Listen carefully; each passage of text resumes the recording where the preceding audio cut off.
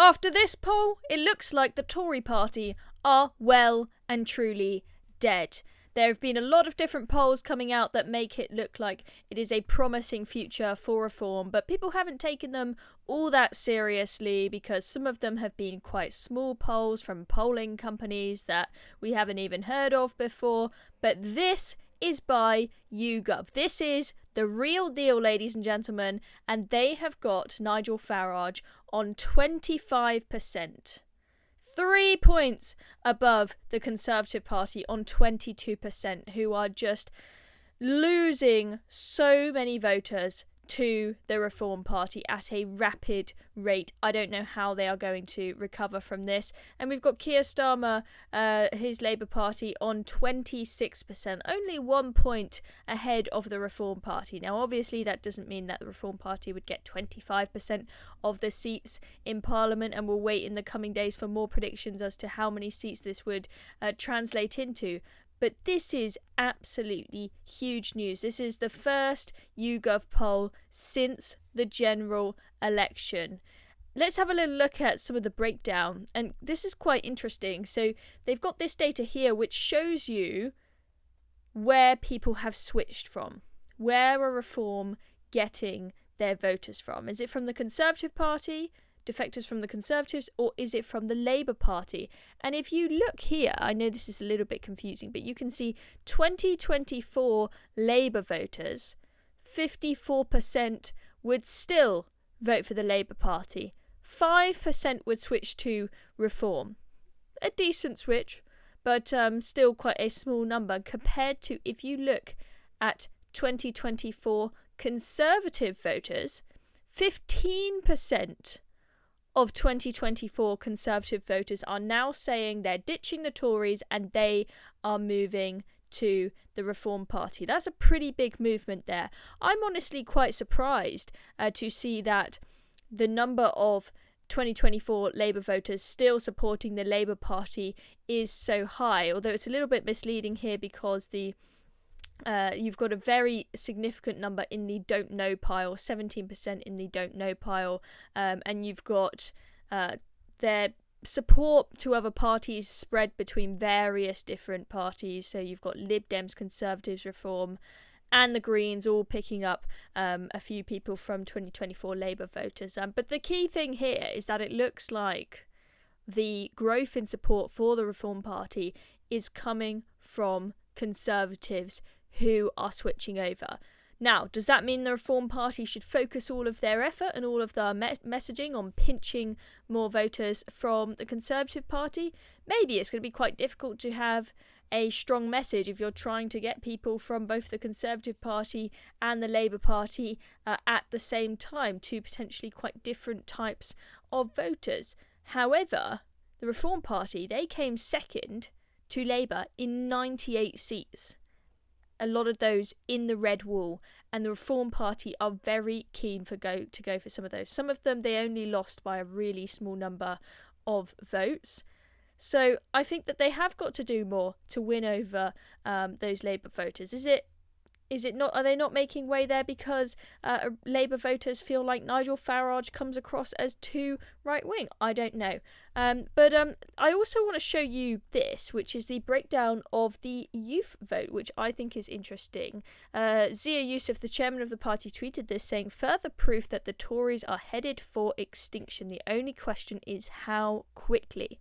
Their support among Gen Z is almost zero." So this is very interesting, this data here. So if you look at 18 to 24-year-olds, look at the support for the Conservative Party. A tiny 5%.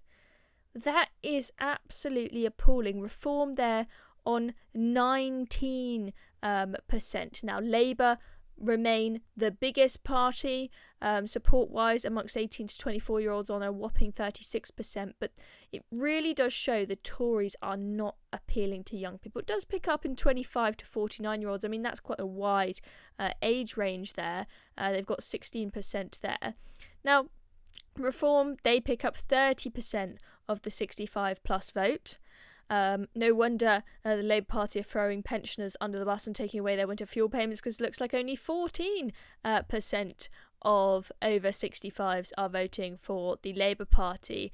But even though the Reform Party have got a higher percentage of the vote amongst 65 plus, 50 to 64, 25 to 59, 19% amongst the youth compared to the Conservatives, I think that's quite an important figure to look at. And Andrew Neil put up a tweet just really hitting home how significant this poll really is and why we should really be looking at this. So he says Labour on a quarter of the vote means it is down to its hardcore. It's unlikely to slip below that no matter how much it screws up. My eyes are on the 25% for Reform and 22% for Tories. Is there even more Tory slippage to Reform, putting it in the lead? Or is there a Tory fight back which takes back losses from Reform and propels the Tories into the lead? The answer to either or both questions will determine the future course of UK politics.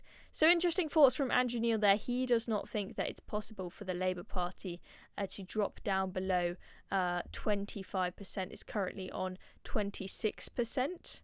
I think it could drop lower, but I think he's right that the Reform's biggest gains in terms of percentage of the vote is probably going to be from stealing as many voters from the Conservative Party as possible. They need to keep on pushing the message that the Conservative Party is dead to the point of no return, because you've still got people holding out hope for the party, holding out hope that Kemi Badenoch is going to turn it around.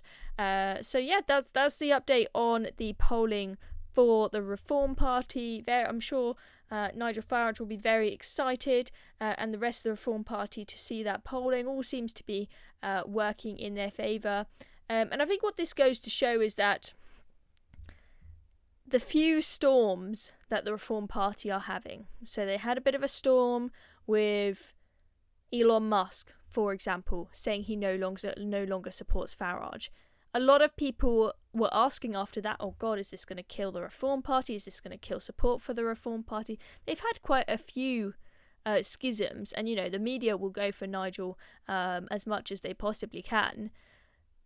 But they still shine through at the end of the day. It doesn't seem to hurt them that much. Even if there are a few schisms, like Elon removing his support and him making those comments about Islam, for example, on the Winston Marshall podcast that got him in a bit of hot water.